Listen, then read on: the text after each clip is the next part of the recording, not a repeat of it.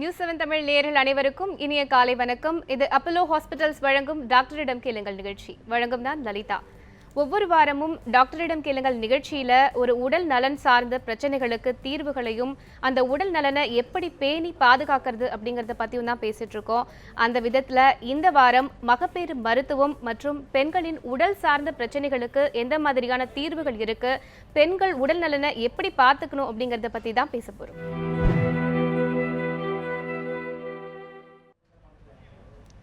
நேர்களே, இன்னைக்கு Apollo hospitals வழங்கும் டாக்டரிடம் கேளுங்கள் நிகழ்ச்சியில பெண்கள் உடல் நலன் சார்ந்த பிரச்சனைகளுக்கு தீர்வுகளை தருவதற்காக டாக்டர் ராதிகா நம்மிடையே இணைஞ்சிருக்காங்க. அவங்க தண்டையார்பேட்டை அப்போலோலேருந்து வந்திருக்காங்க. அவங்க கிட்ட எந்த மாதிரியான சந்தேகங்கள் இருக்கோ நீங்க தொடர்பு கொண்டு அவங்க கிட்ட கேட்கலாம்.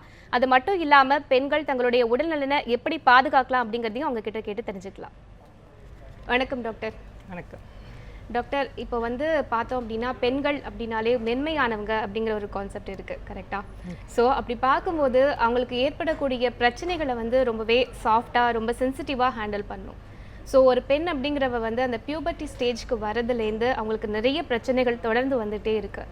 ஸோ அவங்க எந்த மாதிரியான டயட் ஃபாலோ பண்ணும்? ஆக்சுவலாக இந்த பியூபர்ட்டி அப்படிங்கிற அந்த டீனில் எந்த மாதிரியான உணவு முறைகளை அவங்க ஃபாலோ பண்ணணும் டாக்டர்?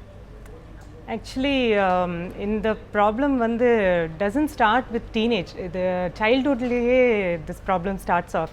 அது ஏன்னா குழந்தைங்க நம்ம சரியான உணவு ஆரம்பத்துலேருந்தே அவங்களுக்கு கரெக்டான டயட் கொடுக்கணும். அதே மாதிரி ஆக்டிவிட்டி அது ரொம்ப இம்பார்ட்டண்ட். இப்போ ப்ரெசன்ட் சுச்சுவேஷன் இப்போ பார்த்தோன்னா பிள்ளைங்கெல்லாம் மோஸ்ட்லி டிவி முன்னாடி இருக்காங்க, இல்லை செல்ஃபோனில் விளையாடுறாங்க, இல்லை அந்த மாதிரி ஆக்டிவிட்டி தான் இருக்குது. வெளியில் போய் விளையாடுறது அதெல்லாம் இப்போ ரொம்பவே குறைஞ்சிருச்சு. அது ஒன்று பிகாஸ் நமக்கு முந்தியெல்லாம் இவ்வளோ கேட்ஜெட்ஸ் கிடையாது.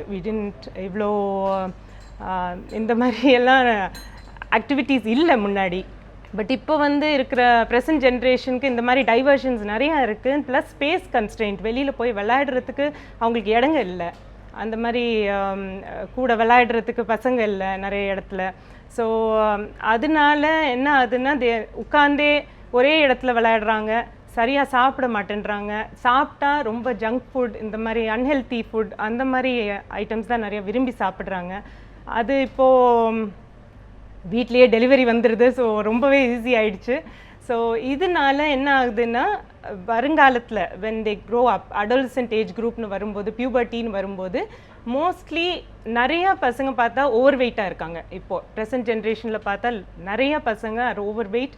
அண்ட் அதனால ஒன்று ஏஜ் அட்டன் பண்ணுறதும் இப்போ ஏஜ் ஹஸ் கம் ஏர்லி. இப்போ சீக்கிரம் வந்துடுறாங்க. ஒரு 10 வயசில் 9 வயசுலலாம் இப்போது பெண்கள் குழந்தைங்கள் ஏஜ் அட்டன் பண்ணிடுறாங்க. ஸோ அதனால அவங்களுக்கு அந்த டைமில் அதோட மென்டலி டீல் பண்ணுறதுக்கு கூட அவங்களுக்கு அந்த ஸ்ட்ரென்த் இல்லை. அது என்ன நடக்குது அவங்க உடம்புலன்னு ஃபர்ஸ்ட் ஆஃப் ஆல் அவங்களுக்கு அண்டர்ஸ்டாண்ட் பண்ணிக்க முடியல. அது ஒரு பக்கம். அப்புறம் அந்த லாட் ஆஃப் இந்த ப்ளீடிங் இர்ரெகுலாரிட்டி ப்ராப்ளம், டைமுக்கு வர்றதில்லை பீரியட்ஸு, இர்ரெகுலாரிட்டி, பேரண்ட்ஸ்க்கு ஸ்ட்ரெஸ், இதெல்லாம் starts first diet and plus exercise இல்லாததுனால வர்ற ப்ராப்ளம்ஸ் இது எல்லாமே. அது போக போக அதனால தான் நமக்கு இந்த நீர்க்கட்டி பிரச்சனைன்றது வர்றது இதனால தான். ஸோ நம்ம இதை தடுத்தாலே ஃப்யூச்சரில் ஒன்றும் அதர் டிசீசஸ் வேறு எத்தனையோ நோய்கள் தடுக்கலாம் இந்த ஒரு ப்ராப்ளம்னால. டாக்டர், நீங்கள் இப்போ அந்த நீர்க்கட்டி அப்படிங்கிற ஒரு பெரிய பிரச்சனைக்கு வந்திருக்கீங்க. ஸோ நம்ம தொடர்ந்து பேசலாம். நேர்களே, கீழே கொடுக்கப்பட்டிருக்கிற தொலைபேசி எண்ணை தொடர்பு கொண்டு உங்களுடைய சந்தேகங்களை டாக்டர் கிட்ட கேட்டு தெரிஞ்சுக்கலாம். டாக்டர், நம்ம பேசிகிட்டு இருந்தோம் ஃபுட் ஹேபிட்ஸ்லேயே நீங்கள் ரொம்ப கேர்ஃபுல்லாக இருக்கணும், அது மூலமாகவே அவங்களுடைய பிரச்சனைகளை சால்வ் பண்ணலாம் அப்படின்னு சொல்லியிருக்கீங்க. இப்போ இருக்கக்கூடிய காலகட்டத்தில் ரொம்பவே கஷ்டமான விஷயம் கூட அது. பட் இருந்தாலும் நீங்கள் அடுத்ததாக ஒரு பெரிய பிரச்சனையை சொல்லியிருக்கீங்க டாக்டர், நீர்க்கட்டி அப்படிங்கிறது. கிட்டத்தட்ட ஒரு 80% பீப்புளுக்கு, 80% கேர்ள்ஸ்க்கு இந்த பிரச்சனை இருக்குது அப்படின்னே சொல்லலாம். யாரை கேட்டாலும் அந்த பிரச்சனை இருக்குதுன்னு சொல்கிறாங்க. ஸோ இதை மருந்துகள் மூலமாக மட்டும்தான் குணப்படுத்த முடியுமா டாக்டர்? அது மருந்துங்க மூலியமாக தான் குணப்படுத்த முடியுங்கிறது வெரி ராங் கான்செப்ட். ஆக்சுவலாக இதோட பேசிஸ் நான் சொன்னேன் இல்லையா, அதில் ஆரம்பிக்கிறது. ஸோ டயட், லைஃப் ஸ்டைல் மாடிஃபிகேஷன்றது, எக்ஸசைஸ், ரெகுலர் எக்ஸசைஸ், அது ஒன்று. இப்போ எல்லாத்துக்குமே மெஷின் வந்துடுச்சு. ஸோ லேடிஸ் முந்தைய அளவுக்கு வேலை செய்கிறது இல்லை. வேலை செய்கிறாங்க, but more of desk job. இப்போ எல்லாம் வெளியில் போய் வேலை செய்ய ஆரம்பிச்சிட்டோம். வீட்லேயும் வேலை நிறையா இருக்குது. ஸோ அதை சமாளிக்கிறதுக்கு மெஷின்ஸ் யூஸ் பண்ணுறோம். ஸோ அதனால ஃபிசிக்கல் ஆக்டிவிட்டின்றது குறைஞ்சிடுது, குழந்தைங்கள்லேருந்தே குறைஞ்சிடுது. So as you grow older இன்னமும் அதுவும் ப்ராப்ளம்ஸ் ஜாஸ்தி ஆகுது. பிகாஸ் ஒபிசிட்டி இஷ்யூஸ் வருது, ஸ்லீப் சரியாக இல்லை. இப்போ நிறையா லேடிஸ் பார்த்தீங்கன்னா ஐடியில் வேலை செய்கிறாங்க, நிறையா couples they are in IT ப்ரொஃபஷனில் இருக்காங்க. ஸோ அதனால நைட்டில் வேலை செய்கிறாங்க, பகல் டைமில் வீட்டில் இருக்காங்க. ஸோ இந்த ஸ்லீப் இர்ரெகுலாரிட்டிஸ், அந்த சரியான டைமில் தூக்கம் இல்லை. ஒரு யூஸ்வலி இந்த ரீப்ரடக்டிவ் ஏஜ் குரூப் அதில் இருக்கிற பெண்களுக்கு ஒரு 8 hours ஸ்லீப் வேணும். அந்த 8 hours ஸ்லீப் இருந்தாலே நிறைய ப்ராப்ளம்ஸ் இருக்காது. பட் அது கிடைக்கிறது இல்லை. மோஸ்ட்லி நைட்டு வீட்டுக்கு வர்றதுக்கே லேட் ஆகுது, இல்லைன்னா நைட்டு வேலைக்கு போகிறாங்க. ஸோ அதனால என்ன ஆகுதுன்னா அவங்களுக்கு அந்த ஸ்லீப் பேட்டர்ன் சரியாக இல்லை, அதனால ஹார்மோன் ப்ராப்ளம்ஸ் வருது. அது ஹார்மோன்ஸ் ப்ராப்ளம்னால தான் நமக்கு இந்த நீர்க்கட்டி பிரச்சனைன்றது. நீர்க்கட்டி பிரச்சனைன்றது வந்து இட் இஸ் மெயினாக அந்த கருமுட்டைன்றது மாதம் மாதம் கரெக்டாக ஒரு முட்டை ரிலீஸ் ஆகணும். நமக்கு பெண்களுக்கு எல்லாருக்குமே 2 முட்டைப்பை, ஒரு யூட்ரஸ், அதுதான் நார்மல் ஸ்ட்ரக்சர். அதில் ஒரு முட்டைப்பையிலேருந்து மந்த்லி ஒரு முட்டைன்றது ரிலீஸ் ஆகணும். அது டைமுக்கு ரிலீஸ் ஆனாலே பெண்களுக்கு கரெக்டாக மாதம் மந்த்லி சைக்கிள்ஸ் சரியான டைமுக்கு வரும். அது கரெக்டாக வர்றதில்லை because of obesity, hormonal imbalance, அதனால வர்ற ப்ராப்ளம்ஸ். அஃப்கோர்ஸ் இது நீர்க்கட்டின்றது தின்னாக இருக்கிற லேடிஸ் கூட வரலாம், வெயிட் கம்மியாக இருக்கிற லேடிஸ் கூட வரலாம். அவங்களுக்கு இருக்கிற ப்ராப்ளம்ஸ் வேறு, அது ஸ்ட்ரெஸ்னால வரலாம், இல்லை நான் சொன்னேன் இல்லையா தூக்கம் சரியாக இல்லாததுனால இதனால வரலாம். ஆர் அவங்க அந்த ஆக்சிடேட்டிவ் ஃப்ரீ ரேடிக்கல்ஸ்ன்னு சொல்கிறோம், அது வந்து உடம்புல இருந்தால் நல்லதில்லை. அது வந்து அக்யூமுலேட் ஆகுது பிகாஸ் சரியாக ரெஸ்ட் இல்லை, தூக்கம் இல்லை, ஸ்ட்ரெஸ்ஸு, இதனால அதெல்லாம் அக்யூமுலேட் ஆகிறதுனால கூட இந்த ஓவரீஸ் சரியாக வேலை செய்யாது, டைமுக்கு கருமுட்டை ரிலீஸ் ஆகாது.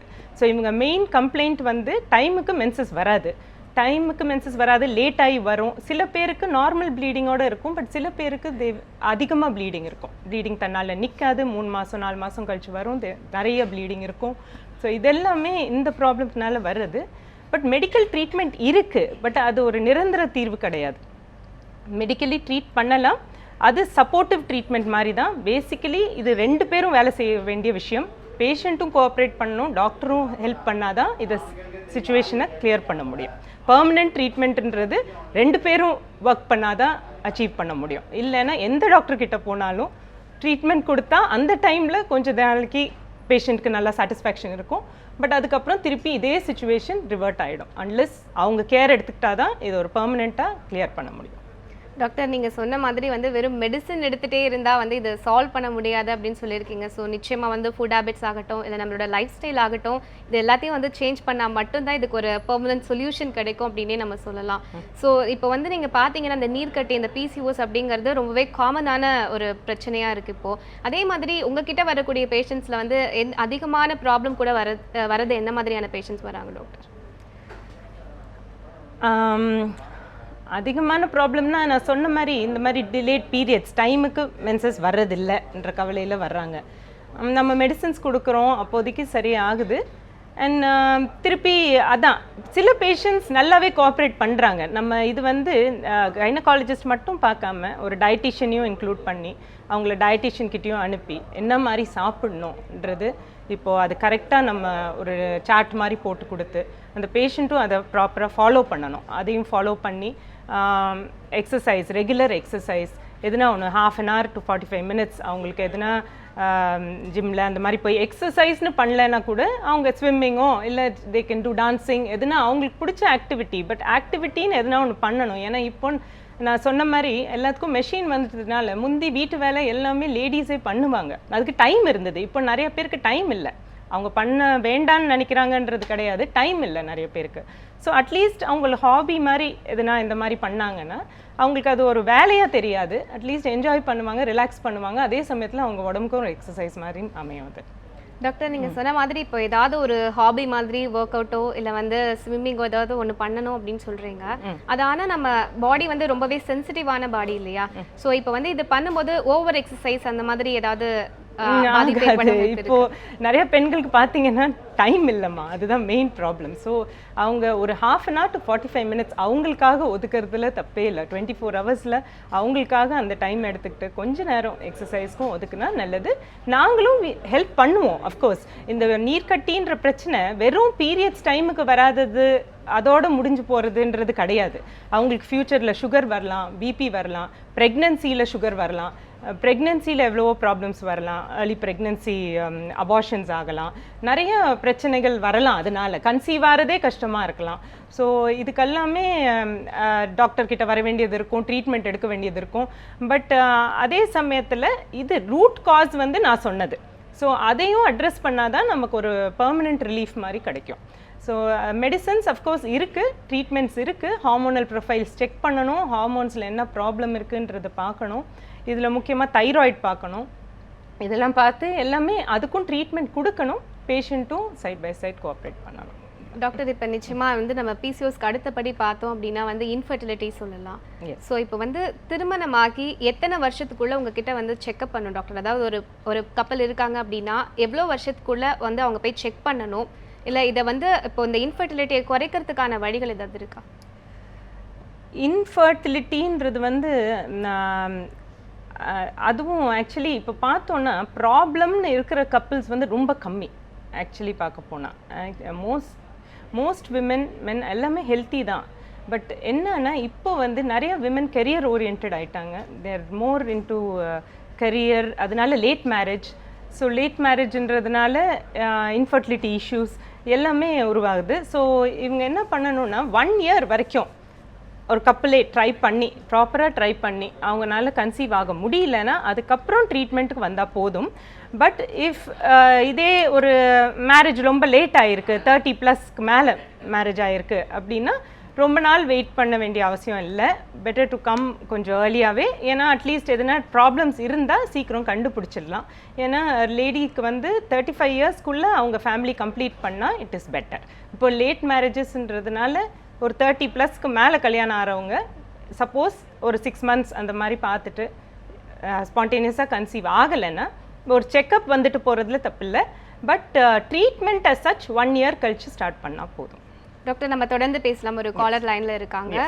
ரேகா திருவள்ளூர்லேருந்து கால் பண்ணிருக்கீங்க. உங்களுடைய டவுட் என்ன டாக்டர் கிட்ட கேளுங்க. வணக்கம் மேடம். வணக்கம், சொல்லுங்கம்மா. மேடம் எனக்கு மேரேஜ் ஆகி 9 years ஆகுது மேடம். ஓகே. 2 பசங்க எனக்கு, 2மே சிசரிங் பண்ணி தான் எடுத்தாங்க. சரி. இப்போ எனக்கு என்ன ப்ராப்ளம்னா வெயிட் ரெடியூஸ் ஆகுது மேடம், ஆனால் வயிறு மட்டும் குறைய மாட்டுது. எனக்கு 76 இருந்து மேடம், இப்போ 63 இருக்கிறேன் வெயிட் இருந்து. Very good. ப்ளீடிங் வந்து எனக்கு 21 daysக்கு ஒன்ஸ் வந்துருது மேடம். ஆனால் 2 நாள் வந்து கட்டியா போகுது மேடம். அது ஏதாவது ப்ராப்ளங்களா இல்லை அந்த மாதிரி தான் போகணுமா எனக்கு எதுவுமே தெரியல எனக்கு. ஓகே. இதனால இது ப்ராப்ளம் ஃபியூச்சர்ல வராதுங்களா மேடம் எனக்கு? நீங்க ஆனா ப்ளீடிங் எத்தனை நாள்மா இருக்கு உங்களுக்கு? 3 days தான் மேடம். 3 days வந்து நல்லா போகுதுங்க மேடம். ஆனா ஒரு மாதிரி கட்டியா போகுது, அந்த மாதிரி தான் போகுது. மற்றபடி எந்த ப்ராப்ளமும் இல்லை மேடம். நீங்க வந்து உங்க இது பிளட் லெவல் செக் பண்ணணுமா? ஹீமோகுளோபின் லெவல்னு சொல்றோம் இல்லையா, அது செக் பண்ணி பாருங்க. அது நார்மலா இருந்துச்சுன்னா உங்களோட ப்ளீடிங் மோஸ்ட் ப்ராபப்ளி நார்மல் தான், நத்திங் டு வரி. ஏன்னா 3 நாளில் நின்றுடுது உங்களுக்கு பீரியட்ஸ் இல்லையா. ஸோ அதனால ஹீமோகுளோபின் பாருங்கள். பட் ஹீமோகுளோபின் ட்ராப் ஆகுதுன்னா எக்ஸஸ் ப்ளீடிங் இருக்கிறதுனால கூட இருக்கலாம். அப்படின்னா மேற்கொண்டு டெஸ்ட் பண்ணி பார்க்கணும் என்ன ப்ராப்ளம்ன்ட்டு. வயிறு குறையாதது வந்து நீங்கள் வயிறுக்கு எக்ஸசைஸ் பண்ணணுமா? அது சிசேரியன் பண்ணவங்க நிறைய பேர் வயிறு கட்டுறது இல்லை, கொஞ்சம் லேட் ஆகுது. ப்ளஸ் எக்ஸசைஸும் எதுவும் பண்ணாததுனால நம்ம நடக்கிறோம், மற்ற வேலை செய்யும்போது அநேகமாக மற்ற பாடி பார்ட்ஸ் யூஸ் பண்ணுறோம். பட் வயிறுன்றது வந்து ரொம்ப அதுக்கு அவ்வளோவா வேலை கொடுக்கறதில்ல. அதனால வயிறு மட்டும் அப்படியே நின்றுடுது. அதுக்கு நீங்கள் தனியாக எக்ஸசைஸ் பண்ணிங்கன்னா தான் அது குறையும். டாக்டர் நம்ம தொடர்ந்து பேசலாம். இன்னொரு காலர் லைன்ல இருக்காங்க. நித்யா விழுப்புரத்துலேருந்து கால் பண்ணியிருக்காங்க. நித்யா, உங்களுடைய சந்தேகம் என்ன டாக்டர் கிட்ட கேட்கலாம். நித்யா. வணக்கம் மேடம். சொல்லுங்கம்மா. என் பொண்ணு வந்து 13 ஏஜ்லயே வந்து எஜுகேஷன் பண்ணிட்டா. நித்யா கொஞ்சம் பொறுமையா உங்களுடைய சந்தேகத்தை கேளுங்க. மேம், என் பொண்ணு 13 இயர்ஸ்ல எஜுகேஷன் பண்ணிட்டா. 13 years? ஆமா மேம். ஓகே. பீரியட்ஸ் பாத்தீங்கன்னா மந்த்லி பீரியட்ஸ் வந்து 13 days, இல்ல 10 days, 15 days அந்த மாதிரி ஆகிட்டே இருக்கு. ஓகே. ப்ளீடிங் எப்படி இருக்கு? அது என்ன பண்ணலாம் மேம்? ப்ளீடிங் எப்படி இருக்குமா? ப்ளீடிங் ஓவரா போகுதா? ப்ளீடிங் ஓவர் ஆயிட்டு இருக்கு மேம், நிறைய ஆகுது. ஓகே. அவங்களுக்கு வந்து இப்போது இந்த மாதிரி ஏஜ் அட்டன் பண்ணதுலேருந்தே அதிகமாக ப்ளீடிங் ஆறு அவங்க பிள்ளைங்களுக்கு வந்து ஃபஸ்ட்டு ப்ளீடிங் ப்ராப்ளம்ஸ் எதுனா இருக்கான்னு ஃபஸ்ட்டு செக் பண்ணணும் நீங்கள். அதுக்கு வந்து பிளட் டெஸ்ட் எடுக்கணும். எடுத்து ப்ளீடிங் டிஸார்டர் எதுனா இருக்கா அது முதல்ல நம்ம ரூல் அவுட் பண்ணோம். அந்த மாதிரி எதுவும் பிரச்சனை இல்லையேன்றது ஃபஸ்ட்டு செக் பண்ணிட்டோன்னா, அந்த மாதிரி எதுவும் இல்லைன்னா அதுக்கப்புறம் மந்த்லி வர்றதுக்கு இருக்கிற மாத்திரைகள் மாதிரி கொடுத்து டைமுக்கு வர்ற மாதிரி நம்ம கரெக்ட் பண்ணலாம். பட் ஃபஸ்ட்டு எதுவும் ப்ளீடிங் டிஸார்டர் எதுவும் இல்லையான்றது முதல்ல செக் பண்ணி பார்த்துடணும். ஒரு பிளட் ஹெமட்டாலஜிஸ்ட்னு சொல்லுவோம், பிளட்டுக்குன்னு ட்ரீட்மெண்ட் கொடுக்குற டாக்டர்ஸு, அவங்கக்கிட்ட இந்த பிளட் டிஸார்டர் எதுவும் இல்லையேன்ற பிளட் டெஸ்ட் பண்ணி செக் பண்ணிவிட்டு ஓகே ஒன்றும் பிரச்சனை இல்லைன்னா மேற்கொண்டு கைனகாலஜிஸ்ட் ட்ரீட் பண்ணி சைக்கிள்ஸ் கரெக்டாக வர்றதுக்கு கரெக்ஷன் பண்ணலாம். இன்னொரு காலர் லைன்ல இருக்காங்க டாக்டர். சரண்யா காஞ்சிபுரத்துலேருந்து கூப்பிட்டுருக்கீங்க. உங்களுடைய டவுட் என்ன கேளுங்க Saranya. Ma'am good morning ma'am. Good morning. எனக்கு வந்துட்டு ஆல்ரெடி வந்துட்டு ஒரு குழந்தை இருக்கு, 2 years கம்ப்ளீட் ஆயிடுச்சு. என்ன ஏஜ் ஆச்சு? 2 years கம்ப்ளீட் ஆயிடுச்சு குழந்தைக்கு. இப்போ செகண்ட் குழந்தைக்கு வந்து நாங்கள் ட்ரை பண்ணிட்டு இருக்கோம். சரி. இது எனக்கு வந்து ரெகுலர் சைக்கிள். இப்போ என்னன்னா ஒரு 3 days தள்ளி வருது எனக்கு. அதுக்கப்புறம் ஒரு வாரம் தள்ளிடுச்சுன்னா திருப்பி வந்துட்டு பீரியட் ஆயிடுது. அது எதனால மேம்? அது இல்லை, உங்களுக்கு ரெகுலர் சைக்கிள்ஸ் தான் ஒரு 3 நாள் தான் நம்ம தள்ளி வருது. 3 நாள் தள்ளுது. லாஸ்ட் மந்த் பார்த்தீங்கன்னா ஒரு 1 week தள்ளிடுச்சு. ஓகே. 1 week தள்ளிட்டு திருப்பி வகையன் வந்துடுச்சு. திருப்பி அந்த மாதிரி தள்ளி வருது மேம். இப்போ கொஞ்சம் 1 week வரைக்கும் இந்த தள்ளி வர்றதுல ஒன்றும் பெரிய ப்ராப்ளம் கிடையாது.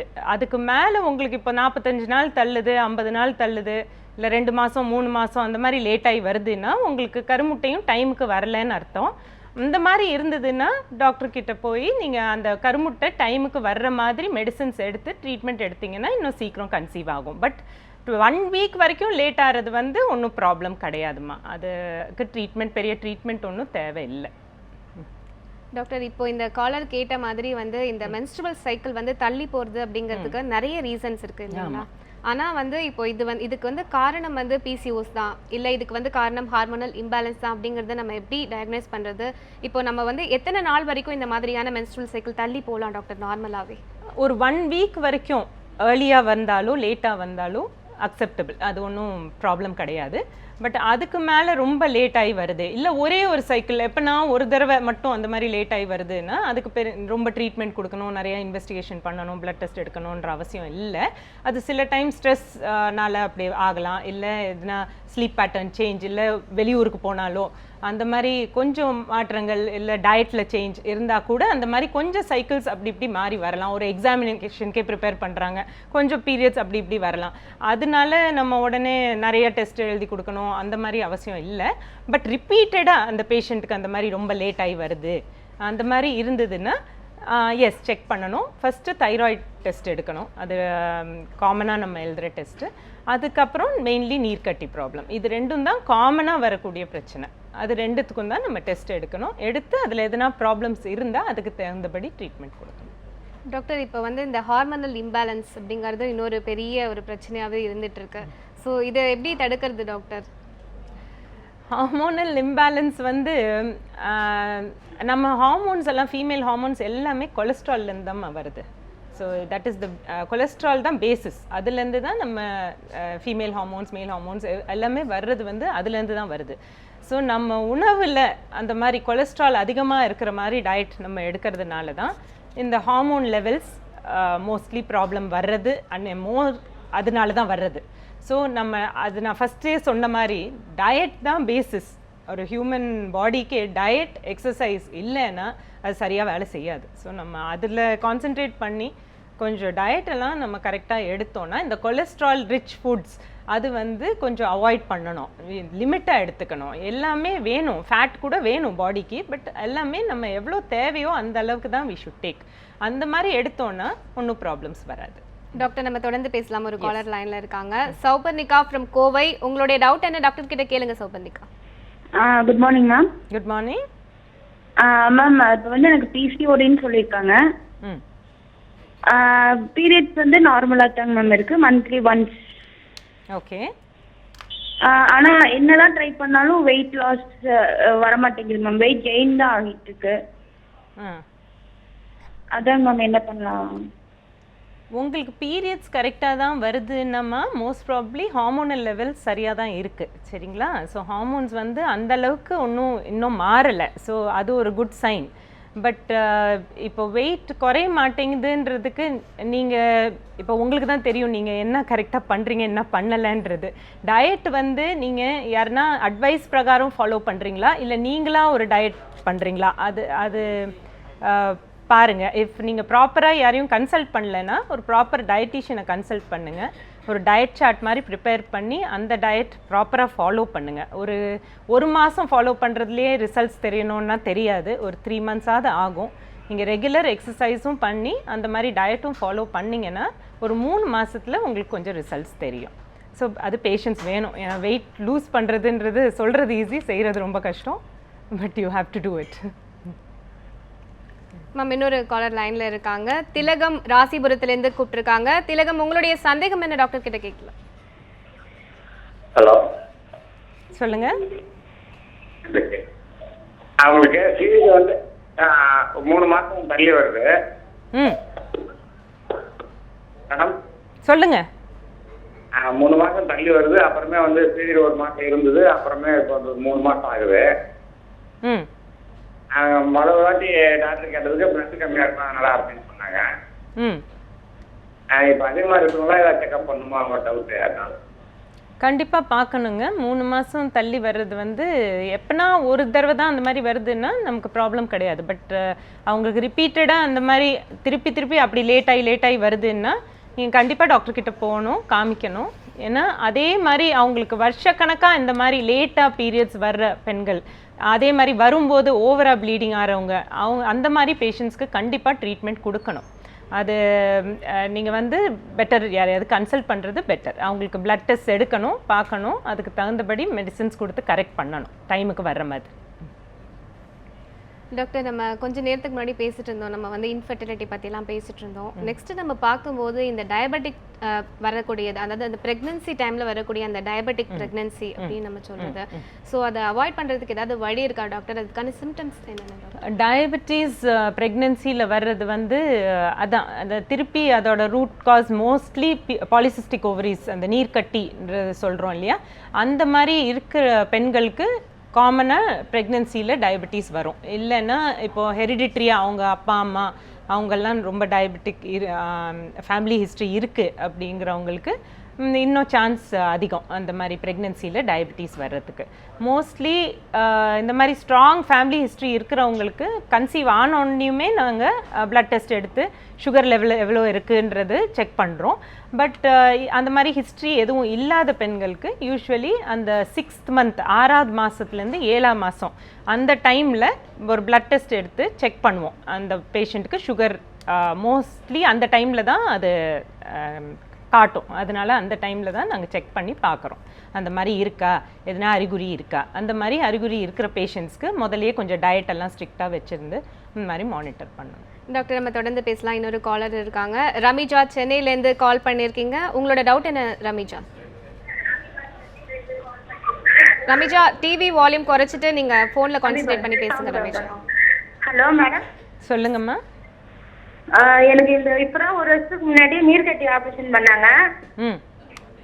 அதுக்கப்புறம் ஆப்ரேஷன் பண்ணது வந்து மாசத்து இதெல்லாம் கரெக்டா வரும். இன்னும் வர சொல்லலாம் ரொம்ப வயிறு வலி, கால் வலிலாம் ரொம்ப ஜாஸ்தியா இருக்கு. சரி மறுபடியும் போய் செக்அப் பண்ணலான்னு போனா உங்களுக்கு நீர்க்கட்டி மறுபடியும் இருக்கு, அதனால அப்படிதான் இருக்கும் அப்படின்னு சொன்னாங்க. நான் கன்சீவ் ஒரே ஒரு பையன் தான் இருக்கிறேன். கன்சீவ் ஆகலன்னா அது நிக்கவும் மாட்டேங்குது. அது எதுன்னு தெரியல மேடம். ஓகே.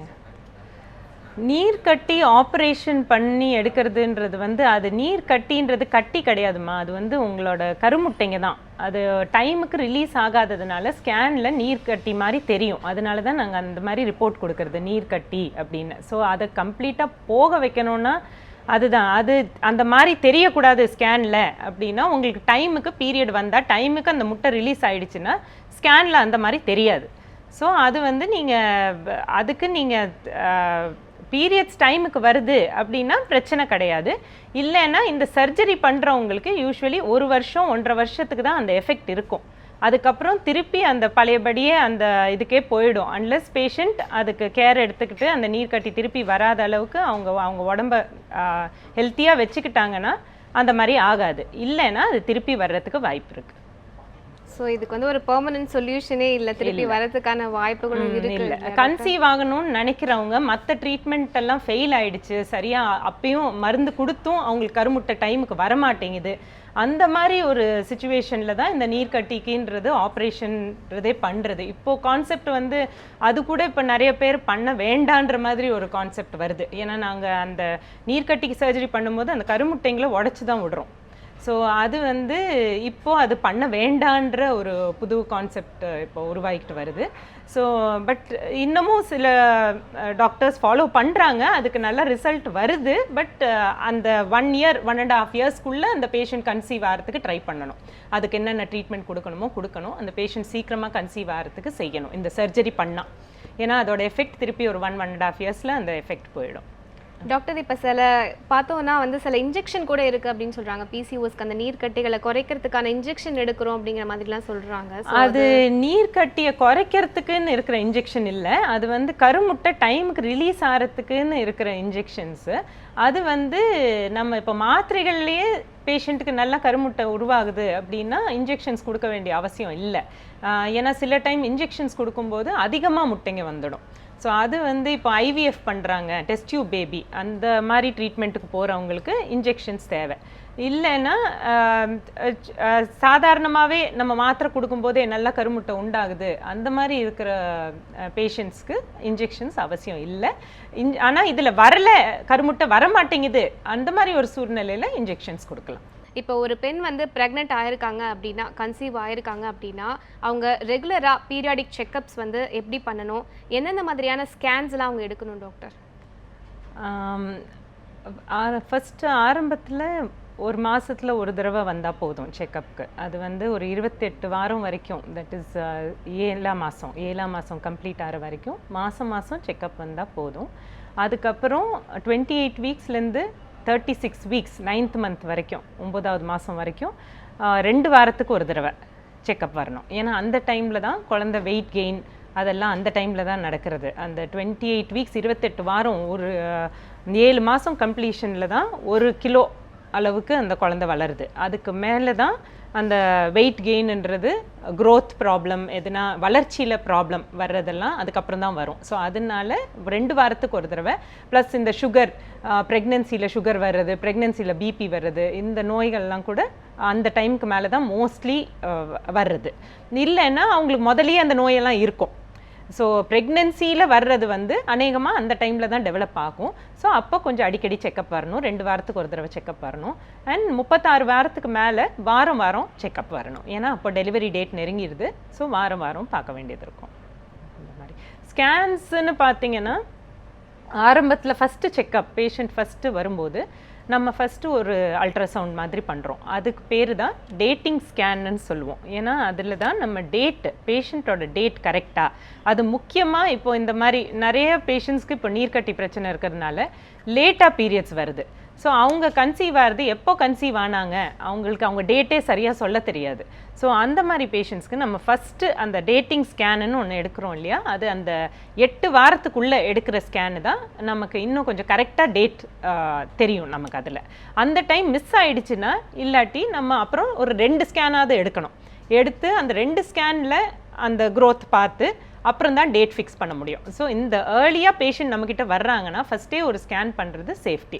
அதில் டேட்டிங் பார்க்கலாம். இன்னொன்று என்னன்னா, கரு வந்து கர்ப்பப்பைக்குள்ளே தான் இருக்கா, அதுவும் நம்மளால் நல்லா பார்த்து தெரிஞ்சுக்கலாம். ஏன்னா சில டைம் ரேராக அந்த கரு வந்து வெளியில் கூட நிற்கிறதுக்கு வாய்ப்பு இருக்குது.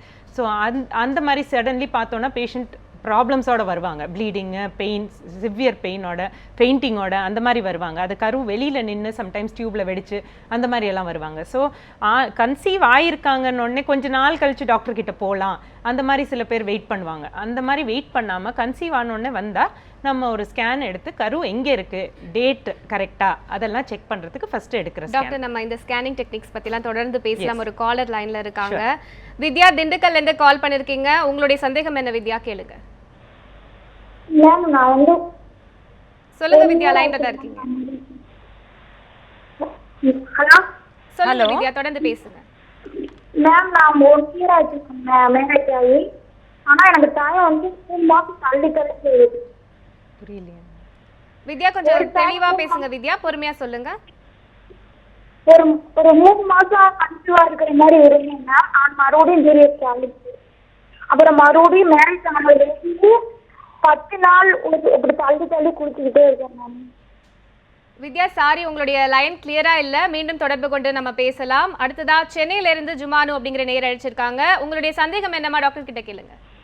ஹலோ சொல்லுங்கம்மா. எனக்கு ஃபர்ஸ்ட் பேபி 2 இயர்ஸ்ல இருக்கு. சரிம்மா. செகண்ட் பேபி வந்து உண்டாயிருக்கேன். 4 months ஆகுது. இப்போ எத்தனை மாசமா? 4 months ஆகுது. சரிம்மா. அடிக்கடி ஹெட்டேக் வருது மேடம் எனக்கு ஜாஸ்தியா.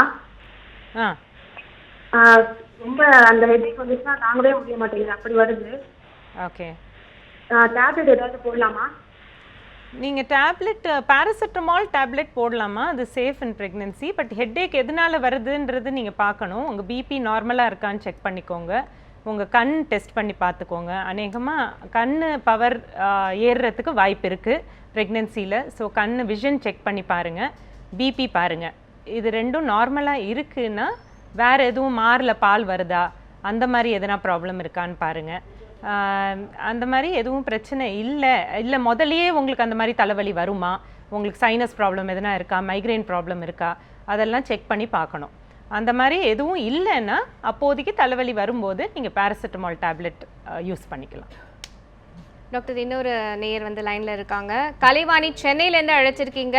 உங்களுக்கு என்ன மாதிரியான சந்தேகம் இருக்கு, டாக்டர் கிட்ட கேளுங்க.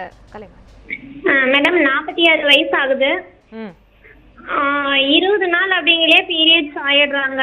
அடிக்கடி ஆயிடுறாங்க. மாசம் முடியவே இல்லை, ஆனா பீரியட்ஸ் ஆயிடுறாங்க. எத்தனை நாள் இருக்குதுமா பீரியட் வந்தா? பீரியட் வந்து 5 நாள் இருக்கு மேம். நார்மல் ப்ளீடிங் தானா இல்லை அதிகமாக போகுதா? அதிகமா போகுது. அந்த தண்ணிக்கு வேலையே செய்ய முடியல, கை காலெல்லாம் பிடிச்ச மாதிரி இருக்குது அப்படின்றாங்க. எதனாலன்னு தெரியல. ரொம்ப அந்த தண்ணிக்கு வந்து வேலையெல்லாம் செய்ய முடியாது, படுத்துதான் இருக்கிறாங்க. ஓகே. உங்களுக்கு வந்து ஒரு ஸ்கேன் எதுனா எடுத்து பார்த்துருக்கீங்களாம்மா? அதெல்லாம் எதுவும் எடுத்து பார்க்கல. ஸ்கேன் எடுத்து பார்க்கணுமா அந்த வயசில்? வேறு எதுனா கட்டி மாதிரி எதுனா இருக்கா கர்ப்பப்பையில், அதனால உங்களுக்கு அடிக்கடி உதிரம் வருது, ஓவராக ப்ளீடிங் ஆகுதுன்றது எதுனாலன்றது ஒரு ஸ்கேன் எடுத்திங்கன்னா இன்னும் கொஞ்சம் தெளிவாக சொல்லலாம். அதில் எதுனா கட்டி இருக்கா கர்ப்பப்பையில், இல்லை உங்களுக்கு மாதம் நமக்கு வளர்கிற அந்த எண்டோமெட்ரியம்னு சொல்லுவோம், அதுலேருந்து தான் ப்ளீடிங் வரும், அது வந்து உங்களுக்கு அதிகமாக வளருதா என்னன்றது அதையும் செக் பண்ணணும். அந்த மாதிரி அது அதிகமாக வளருதுன்னா ஒரு டிஎன்சி மாதிரி பண்ணால் நல்லது. டிஎன்சி மாதிரி பண்ணி அதை டெஸ்ட்டுக்கு அனுப்பினோன்னா நமக்கு இன்னும் கொஞ்சம் ரிசல்ட் நல்லா கிடைக்கும். அந்த டிஎன்சிலேயே சில பேருக்கு ப்ளீடிங் கரெக்ட் ஆகலாம். அது கரெக்ட் ஆகலைனாலும் அது என்ன பிரச்சனைன்றது தெரிய வந்ததுன்னா அதுக்கு தகுந்தபடி ட்ரீட்மெண்ட் கொடுக்கலாம். அடுத்ததாக இன்னொரு நேயர் இருக்காங்க. தேவி, மதுரையிலேருந்து அழைச்சிருக்கீங்க. உங்களுக்கு என்ன டவுட் இருக்கு, கேளுங்க தேவி. மேடம் வணக்கம். மேடம் வணக்கம். மேடம் எனக்கு வந்து ஏஜ் அட்டன்மெண்ட்லேருந்து பிசிஓடி ப்ராப்ளம் இருக்குன்னு சொல்லியிருந்தாங்க. சரி. ஆனால் இப்போ 2 குழந்தைங்க இருக்கு மேடம், எனக்கு ஒன்றும் ப்ராப்ளம் இல்லை. அதுக்கப்புறம் ஓவர் ப்ளீடிங்காக ஆக ஆரம்பிச்சிது. ஓகே. அதுக்கப்புறம் ஸ்கேன் பண்ணி பார்த்துட்டு யூட்ரஸ் ரொம்ப திக்காக இருக்குது அப்படின்னு சொல்லிட்டு டிஎன்சி பண்ணாங்க. பண்ணினதுக்கப்புறம் இந்த டிவேரின்னு ஒரு டேப்லெட் கொடுத்துருக்காங்க. சரி. அதை கொடுத்து கொஞ்சம் கொஞ்சமாக ஸ்டாப் ஆயிருக்கு. அதை வந்து ரொம்ப கம்மி பண்ணியிருக்காங்க, 1/4 மாத்திரை அளவுக்கு கொண்டு வந்துட்டாங்க. சரி. இது நான் எப்படி கண்டினியூ பண்ணணுமா, இல்லை இதுக்கு எப்படி நான் மறுபடியும் டாக்டர் போய் கன்சல்ட் பண்ணுறதா, இல்லை நான் அப்படி 1/4 மாத்திரையோட நிப்பாட்டிடலாம், எவ்வளோ நாளைக்கு இப்படியே மாத்திரை சாப்பிட்டே இருக்கிறதுன்னு எனக்கு ஒரு ஃபீலிங்காக இருக்குது. அது வந்து இப்போ நீங்கள் சொல்கிறது வந்து நீர்க்கட்டி ப்ராப்ளம் இருக்கிறவங்களுக்கு சில டைம் ரொம்ப வருஷங்களாக இந்த மாதிரி லேட்டாகி மென்சஸ் வருதுங்கும்போது என்ன ஆகும்னா, நான் சொன்ன அந்த எண்டோமெட்ரியம்ன்றது உள்ள அது அதிகமாக வளர்கிறதுக்கு வாய்ப்பு இருக்குது. அது அதிகமாக வளர்ந்ததுன்னா அந்த மாதிரி வருஷக்கணக்காக அந்த மாதிரி அதிகமாக வளரும்போது சம்டைம்ஸ் அது கேன்சராக மாறக்கூடிய வாய்ப்பு இருக்குது லேட்டர் வயசாகும்போது. உடனே மாறாது.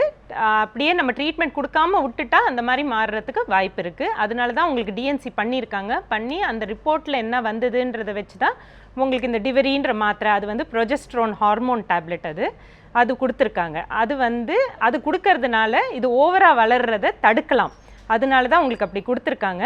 ஸோ அது டாக்டர் அட்வைஸ் படி உங்களை எத்தனை மாதத்துக்கு சாப்பிட சொல்லியிருக்காங்களோ நீங்கள் அதை சாப்பிட்டா தான் உங்களுக்கு நல்லது. அப்போனா அந்த மாதிரி ஓவராக வளர்ந்து ப்ராப்ளம் ஆகாமல் தடுக்கலாம்.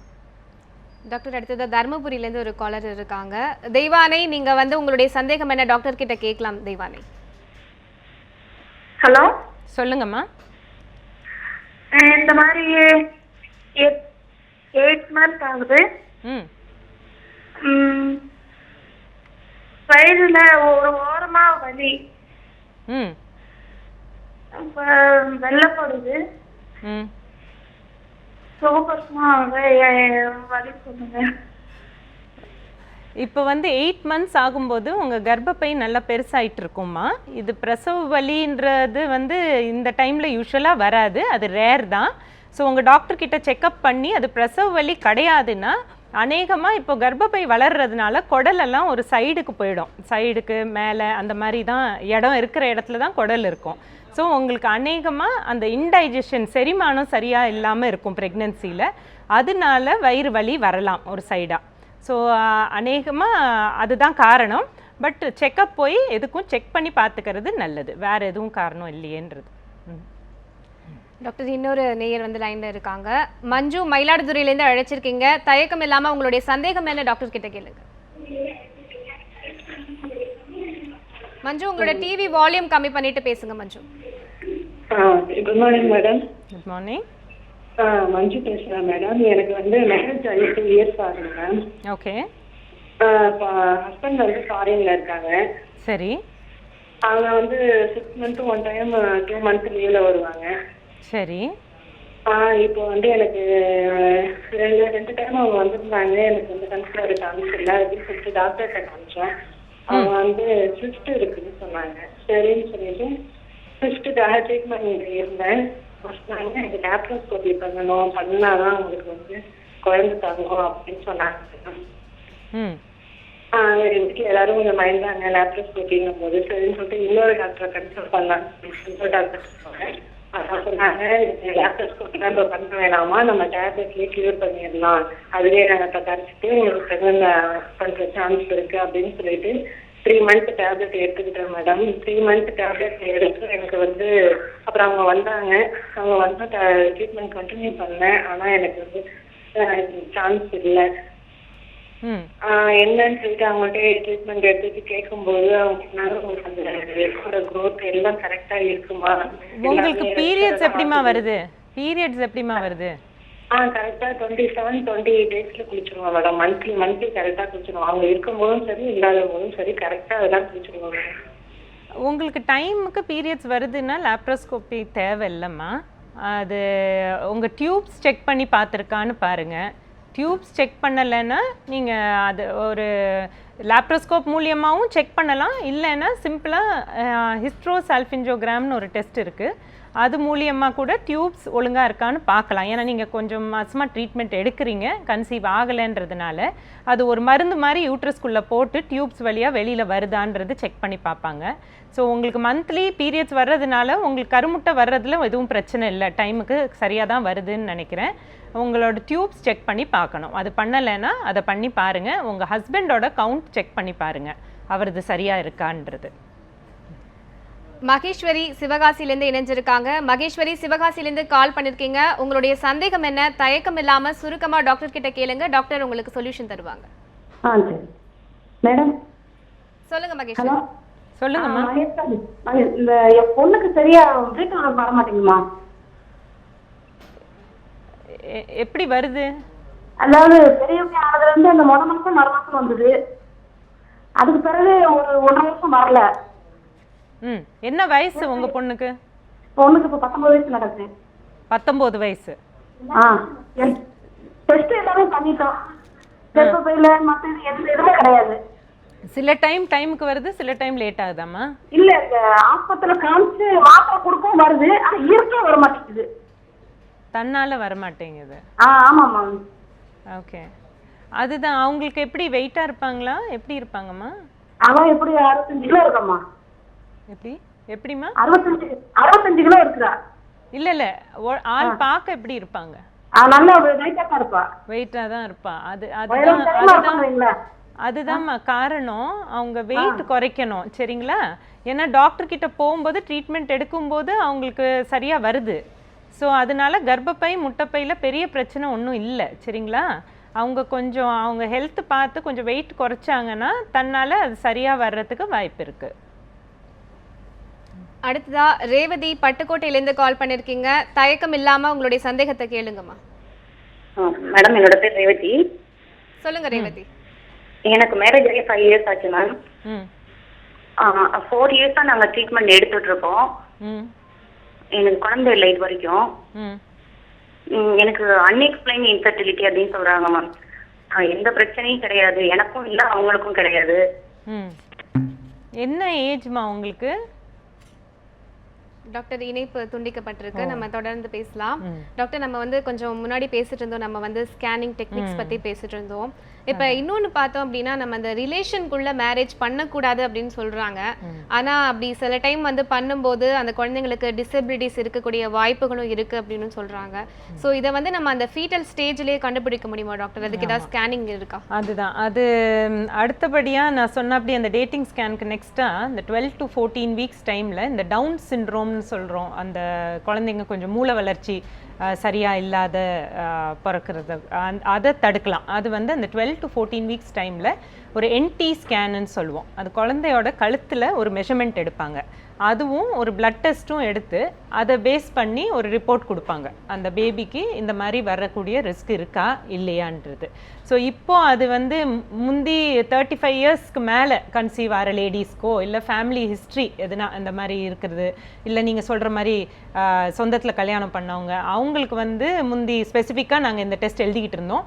பட் இப்போ வந்து எல்லாருமே அந்த டெஸ்ட் பண்ணிக்கிறாங்க. பிகாஸ் இப்போது ஸ்மால் ஃபேமிலிஸ், ஒரு குழந்தை 2 குழந்தைன்னு பெற்றுக்கிறதுனால எல்லாருமே கேர்ஃபுல்லாக இருக்கணும்னு நினைக்கிறாங்க. அந்த 12 to 14 வீக்ஸில் இந்த டெஸ்ட் பண்ணிக்கிறது நல்லது, அதை பார்க்க முடியறது. அதே மாதிரி 5ஆம் மாதத்தில் ஒரு அனாமலி ஸ்கேனுன்றது பண்ணுறோம். அது ஏன் இந்த டைமில் பண்ணுறோன்னா, அப்போ தான் போதுமான அளவு தண்ணி இருக்குது. ஸோ பேபியோட டெவலப்மெண்ட் எல்லா பாகங்களும் சரியாக டெவலப் ஆகிருக்கா, எதுனா டிஃபெக்ட் இருக்கா, பர்த் டிஃபெக்ட் இருக்கான்றது முக்கால்வாசி டிஃபெக்ட்ஸ் நமக்கு இந்த 5ஆம் மாதம் ஸ்கேனில் நமக்கு தெரிய வருது. பட் சில டிஃபெக்ட்ஸ் வந்து பார்க்குறது கொஞ்சம் கஷ்டம். சின்ன டிஃபெக்ட்ஸு அது சில டைம் ஸ்கேனில் கண்டுபிடிக்க முடியாது. அதே சமயத்தில் இந்த நம்ம குடலில் இருக்கிற பர்த் டிஃபெக்ட்ஸ் அது சில டைம் அந்த 5ஆம் மாத ஸ்கேனில் கண்டுபிடிக்கிறது சில டைம் கஷ்டமாக இருக்குது. அது கொஞ்சம் லேட்டாக பிக்கப் ஆகிறதுக்கு வாய்ப்பு இருக்குது. பட் மோஸ்ட்லி அந்த டிஃபெக்ட்ஸ் வந்து சர்ஜரி மூலியமாக கரெக்ட் பண்ணிடலாம். ஸோ அது வந்து லைஃப் த்ரெட்டனிங் கிடையாது. பட் மோஸ்ட்லி இந்த பெரிய டிஃபெக்ட் எல்லாம் 5ஆம் மாதத்தில் பண்ணுற ஸ்கேனில் நம்மளால் பிக்கப் பண்ண முடியாது. ஏன்னா நம்ம ஏன் அந்த 5 மாதம் ஒன்று தண்ணி அளவு அந்த டைமில் கரெக்டாக இருக்குது. இன்னொன்று என்னன்னா, நம்ம ஊரில் அபார்ஷன் வந்து 5 மாதத்துக்குள்ளே தான் நம்ம பண்ணலாம் லீகலி. ஸோ 5 மாதத்துக்குள்ளே நம்ம இந்த ஸ்கேன் எடுத்தால் தான் அந்த குழந்தைக்கு எதுனா டிஃபெக்ட் இருக்குன்னா பேரண்ட்ஸ்க்கு அந்த ஆப்ஷன் இருக்குது, பேபி கண்டினியூ பண்ணுறதா இல்லை அபார்ஷன் பண்ணுறதான்றது. நம்ம லேட்டாக பார்த்து நம்ம எதுவும் பண்ண முடியாது. அதனால தான் அந்த டைமில் பண்ணுறோம். டாக்டர், இப்போ நீங்கள் வந்து அபார்ஷன் பற்றி சொல்லியிருந்தீங்க. ஸோ இப்போ வந்து அந்த குழந்தை வந்து நம்ம வந்து 5 மந்த்க்குள்ளே ஸ்கேன் பண்ணலை அப்படிங்கும் போது ஏதாவது அப்நார்மாலிட்டி இருக்குது அப்படின்னா அதை க்யூர் பண்ண முடியுமா டாக்டர்? அண்ட் இன்னொரு டவுட் இருக்குது டாக்டர், இப்போ வந்து சேம் பிளட் குரூப் இருக்கிறவங்க வந்து மேரேஜ் பண்ணலாமா? அதனால ஏதாவது எஃபெக்ட் ஆகுமா? சேம் பிளட் குரூப் இருக்கிறவங்க மேரேஜ் பண்ணுறதுனால ஒன்றும் டிஃபெக்ட் ப்ராப்ளம் வர்றதில்ல.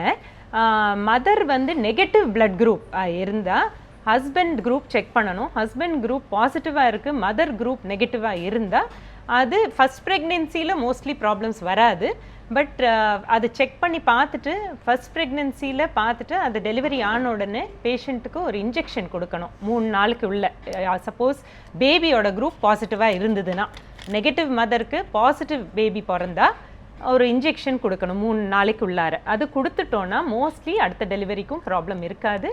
இல்லைன்னா அடுத்த டெலிவரியில் இன்னும் கொஞ்சம் கேர்ஃபுல்லாக மானிட்டர் பண்ணணும். பேபிக்கு ப்ராப்ளம்ஸ் வர்றதுக்கு வாய்ப்பு இருக்குது. டாக்டர், நம்ம தொடர்ந்து பேசலாம். நாமக்கல்லேருந்து ஒரு நேயர் கால் பண்ணியிருக்காங்க, நிர்மலா, உங்களுடைய சந்தேகம் என்ன? தயங்காம நீங்க டாக்டர் கிட்ட கேட்கலாம். நிர்மலா. ஹலோ மேடம், வணக்கம் மேடம். சொல்லுங்கம்மா. பொண்ணு +2 படிக்கிறாங்க மேடம். சரியா மாசத்துக்கு தான் ட்ரீட்மெண்ட் வருது. ஆனா வந்தா ஒரு நாம ஒரு 10 நாள் 5 நாள் 1 மாசத்துக்கு வருது மேடம். ஏன் அப்படி? சரியா கேட்கலம்மா, ரிப்பீட் பண்றீங்களா மேடம்? ஹலோ சொல்லுங்க மேடம். வந்து பாப்பா +1 படிக்கிறா. +1. ஆமாங்க மேடம். சொல்லுங்க. அவங்க வந்து பீரியட் கரெக்டா போறாங்க மாசம் மாசம். ஆனா வந்து மாசம் 10 நாள் 15 நாள் 1 மாசத்துக்கு கூட வருது மேடம். அதிகமா இருக்கு. 10 நாள் 15 நாள் ஓவரா ப்ளீடிங் இருக்கு. Okay okay. அது வந்து அதுதான்மா, அவங்களுக்கு வந்து தைராய்டு டெஸ்ட், பிளட் டெஸ்ட் எடுத்து பார்க்கணும். ஹார்மோனல் ப்ரொஃபைல்ஸ் எதுனா அப்நார்மலாக இருக்கான்றது செக் பண்ணி பார்க்கணும்.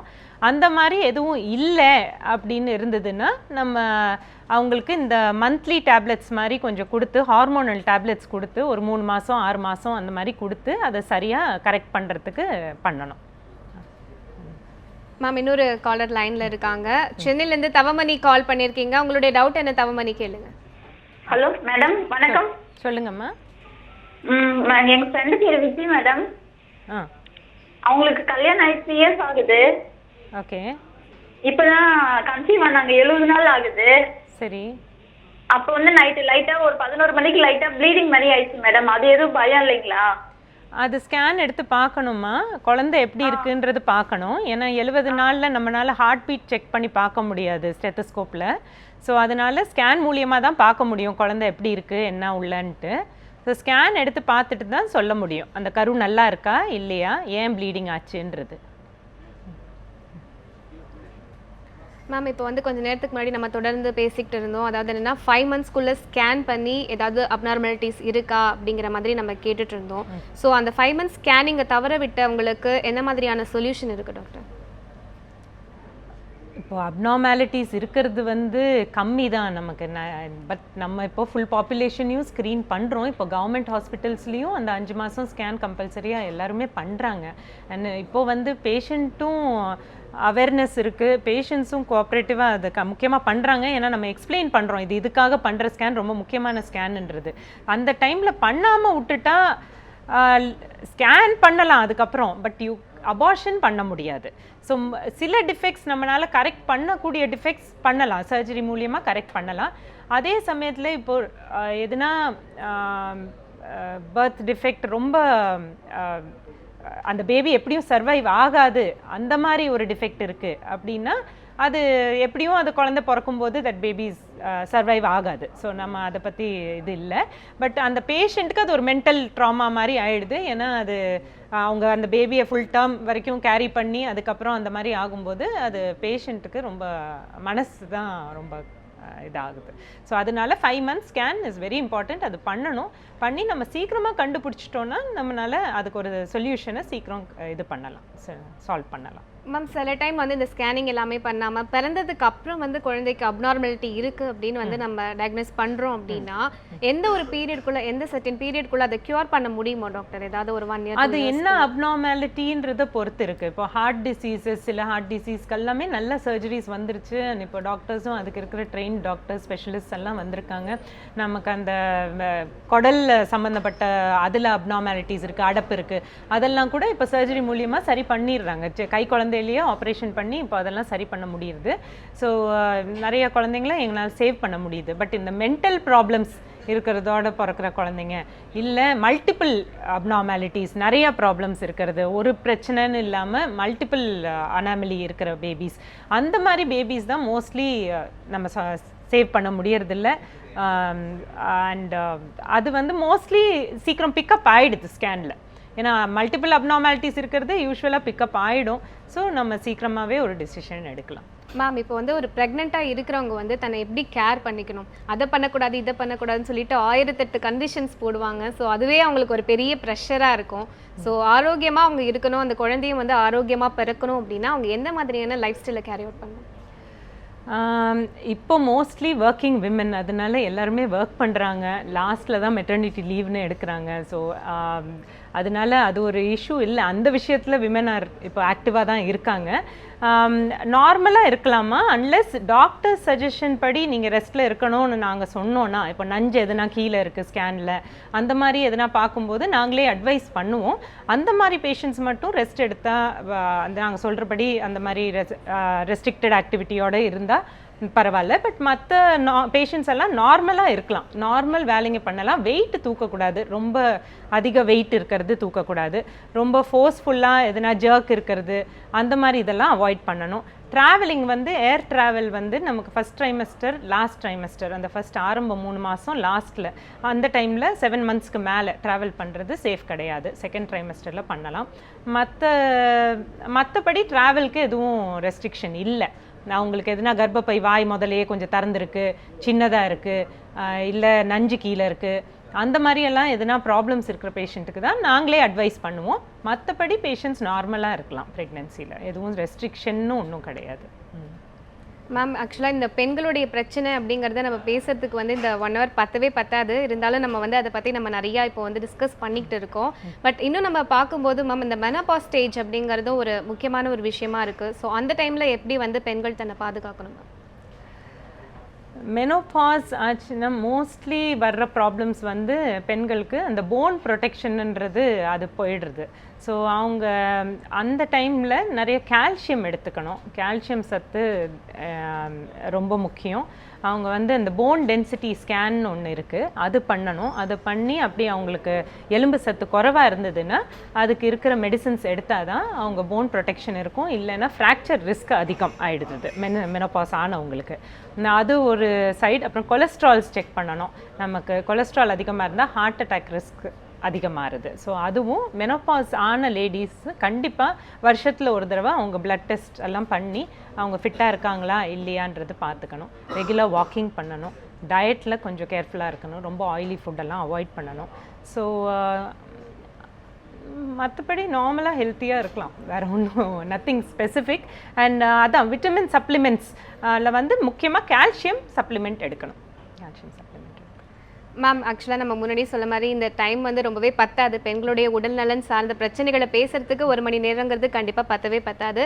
பட் இருந்தாலும் இந்த 1 மணி நேரம் அவங்களுக்கு ரொம்பவே யூஸ்ஃபுல்லாக இருக்கும் நம்ம நம்பலாம். இங்கே வந்து உங்களுடைய சஜஷன்ஸையும் உங்களுடைய அந்த மக்களுடைய சந்தேகங்களையும் தீர்த்து வச்சதுக்காக நன்றி மேம். நன்றி.